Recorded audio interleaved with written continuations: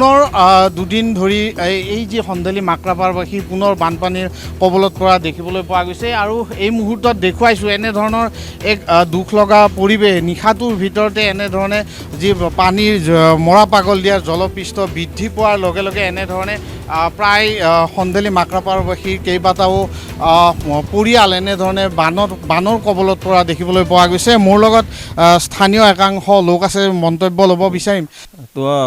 এইটোতো বছৰে বছৰে হৈ আছে, পানীটো প্ৰতি বছৰতে হয়। এইবাৰ যি মৰা পাগল দিয়াৰ যি মাথাউৰি জিঅ' টিউব কিছু কাম কিছু কৰিবলৈ বাকী থাকিল, তাৰ বাবে ভগ্ন মথাউৰিৰে পানী সোমাইছে।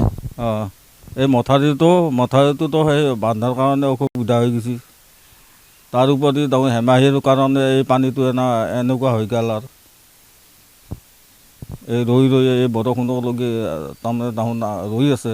মানে ঠিকাদাৰ আৰু বিভাগৰ হেমাহি তাৰ ফলস্বৰূপে সন্দেলী মাক্ৰাপাৰবাসী দুবাৰ তিনিবাৰ ধৰি এমাহত দুবাৰ তিনিবাৰ ধৰি বানপানী কবলত পৰিছে। হয়তো এইটো আৰু ঠিকাদাৰৰ কাৰণে হৈছে, তেখেতসকলে সেনেকৈ কামটো নকৰে ন, সেইকাৰণে এইটো হৈ গৈছে। বছৰে বছৰে হয় পানীটো।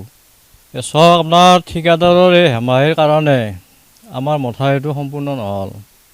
ছাৰেতো সময়মতে মানে চেংচনটো দিছিলে, ঠিকাদাৰ হেমাহিৰ কাৰণে জিঅ' বেগ তাৰমানে ভৰাব নোৱাৰিলে। মাটি নাই বুলি কৈছিল তেখেতসকলে, কিন্তু মাটিটো নদীৰ পৰা খান্দি আছে। এতিয়া এই বস্তুটো অলপমান সমাধান লাগে আমাক। পানীৰ তলত ৩-৪বাৰ মাহটো ডুব যাই আছোঁ আমি।